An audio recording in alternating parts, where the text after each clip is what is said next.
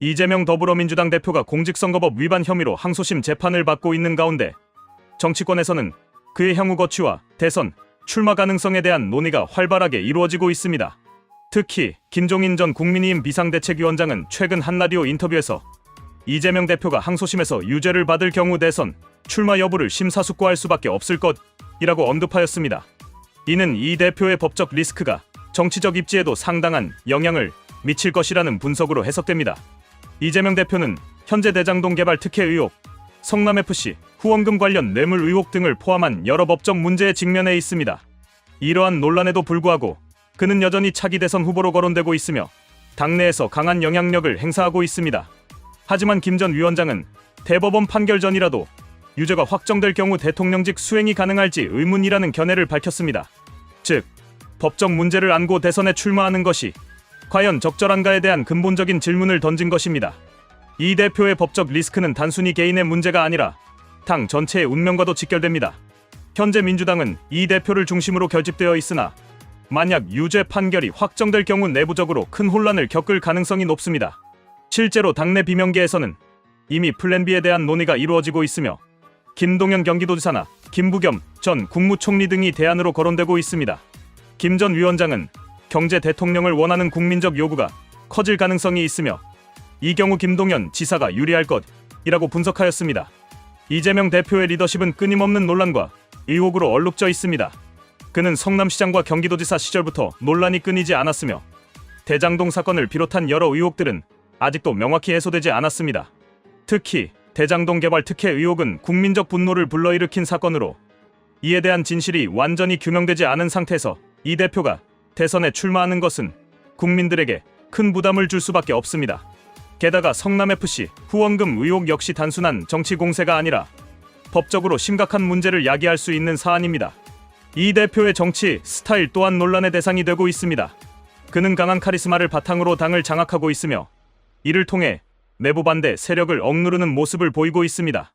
그러나 이는 장기적으로 민주당의 건강한 발전을 저해하는 요소가 될 수 있습니다. 민주주의 사회에서 다양한 의견이 공존하는 것이 중요하지만 이 대표 체제 하에서는 그러한 다양성이 제한되고 있다는 비판이 나오고 있습니다. 김 전 위원장은 이 대표가 당을 통제하는 상황에서 플랜 B가 나오더라도 결국 그의 영향력에서 벗어나기 어려울 것이라고 평가하였습니다. 이는 민주당 내에서조차 이 대표 중심의 정치 구조가 지나치게 강하게 형성되어 있음을 시사합니다. 만약 이 대표가 법적 문제로 인해 대선 출마가 어려워진다면 민주당은 새로운 리더십을 구축해야 하는 과제에 직면하게 됩니다. 하지만 현재 구조에서는 그러한 변화가 쉽게 이루어지기 어려운 실정입니다. 이재명 대표가 법적 문제에도 불구하고 대선 출마를 강행할 경우 이는 국민들에게 큰 혼란을 초래할 수 있습니다. 김 전 위원장은 이 대표가 유죄 판결을 받은 상태에서 대통령이 되는 것이 적절한지 본인이 냉정하게 생각해야 한다고 강조하였습니다. 법적 리스크를 안고 국가 지도자가 되는 것이 과연 합당한지에 대한 의문이 제기되는 것입니다. 이는 단순히 정치적 논쟁을 넘어 대한민국의 국정 운영 안정성에도 영향을 미칠 수 있는 사안입니다.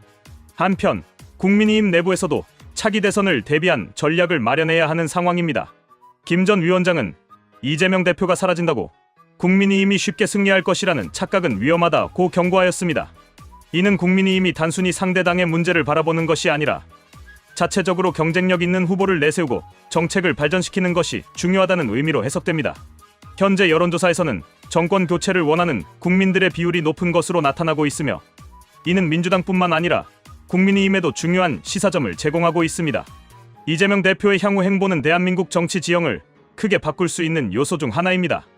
만약 그가 법적 문제를 극복하고 대선까지 완주할 경우 이는 민주당 내 갈등을 심화시키는 요인이 될 수 있습니다. 반대로 유죄 판결로 인해 출마가 어려워진다면 민주당은 새로운 리더십을 찾아야 하는 과제에 직면하게 됩니다. 어느 쪽이든 민주당의 미래는 불투명하며 이는 대한민국 정치 전체에도 큰 영향을 미칠 것입니다.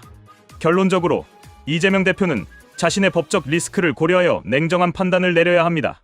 개인의 정치적 야망을 위해 국가적 혼란을 초래하는 것은 바람직하지 않으며 만약 법적 문제가 해결되지 않는다면 스스로 대선 출마를 포기하는 것이 책임 있는 정치인의 자세일 것입니다. 국민들은 깨끗한 정치, 투명한 리더십을 원하고 있으며 이러한 요구를 무시한 채 강행하는 행보는 오히려 더 큰 반발을 불러일으킬 것입니다. 대한민국의 미래를 위해 이 대표는 현명한 결정을 내려야 합니다.